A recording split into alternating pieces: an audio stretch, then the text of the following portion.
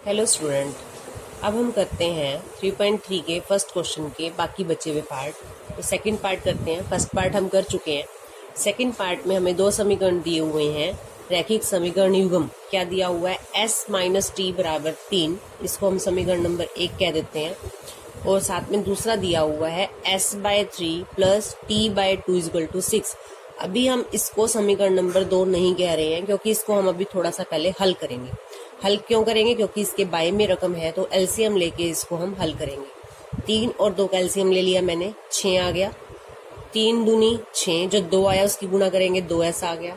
Plus 2 का पाड़ा पढ़ के देखेंगे, 2 तिया 6, 3 टी हो गया बराबर 6।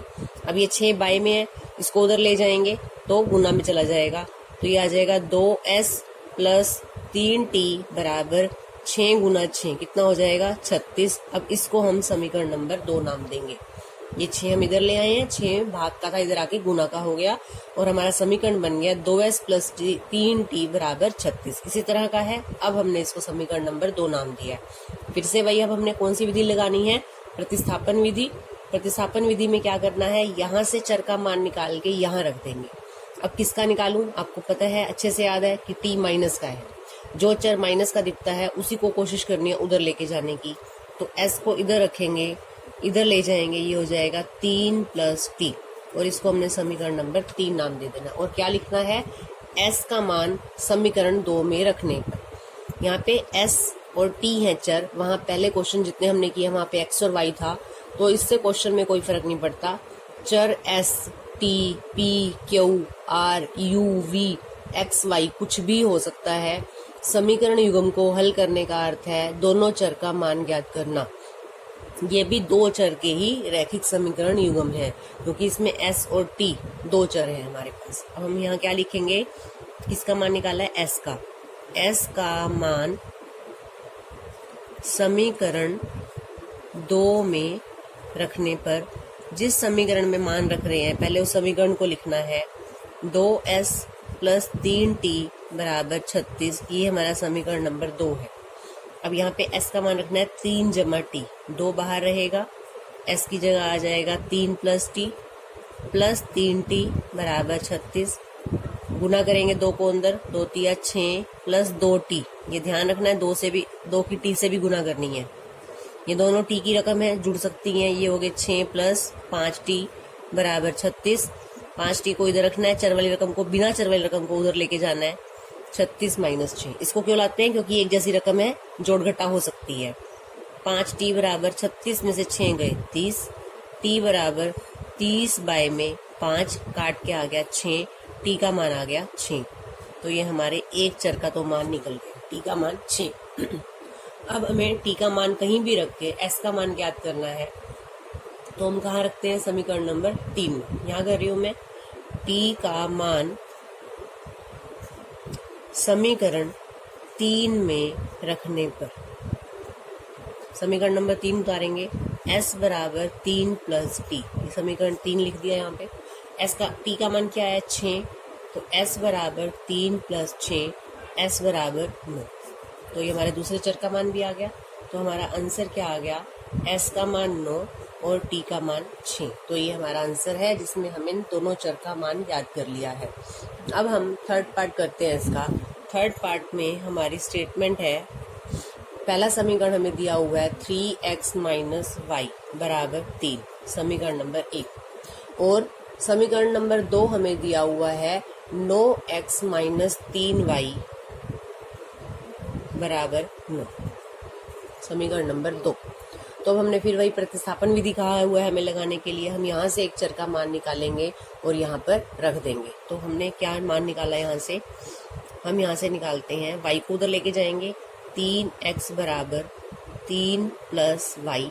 अभी x का मान नहीं निकला, 3 को बाय में लेके जाना पड़ेगा, 3 प्लस वाई बाय में 3। तो ये हमारे एक चर का मान निकल गया x का, और x का मान हम रखेंगे समीकरण नंबर 2 में। यहाँ क्या लिखेंगे, x का मान समीकरण 2 में रखने पर, समीकरण 2 उतारेंगे। अब 9x माइनस 3y बराबर 9, समीकरण नंबर 2।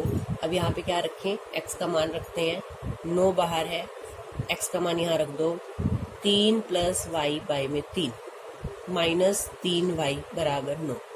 अब हमें दिखता है कि ब्रैकेट का मतलब गुना होता है और अंश और हर को हम काट सकते हैं, तो 3 एकम 3, 3 तिया 9। और अब इस 3 से क्या करनी है अंदर गुना, तो गुना करेंगे 3 तिया 9 प्लस 3y माइनस 3y बराबर 9। 3y प्लस का 3y माइनस का कैंसिल हो गया, क्या आया हमारा 9 बराबर 9। ये तो हमारा चर ही कैंसिल हो गया। और जो 9 और 9 बराबर आया है तो ये क्या है, ये तो सत्य है। ये क्या है, ये तो सत्य है। ये तो कभी झूठ नहीं होता कि 9 और 9 तो हमेशा बराबर होते हैं। इसका मतलब क्या हुआ कि x और y के यहाँ पर क्या है, अपरिमित रूप से अनेक हल है। जब इस तरह से हल हो जाए और सत्य आ जाए और हमारा चर का मान ना निकले, तब हम लिखते हैं कि इस समीकरण युग्म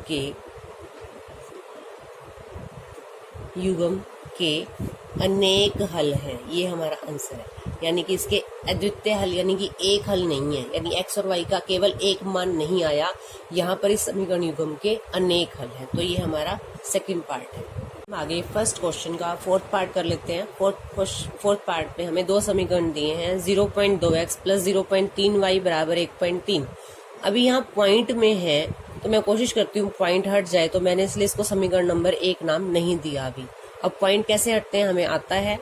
ये इस पॉइंट के पीछे कितने अंक है 1, तो अगर दशमलव हटाऊंगी तो बाय में क्या लगेगा 10, तो ऊपर क्या बचा 2 बाय में 10 x प्लस यहाँ से पॉइंट हटा दिया, इसके नाम का क्या लगेगा नीचे 10, 3/10 y बराबर, यहाँ 1.3 था, पॉइंट के बाद एक अंक है तो इसके बाय में क्या लगेगा 10, तो 13/10।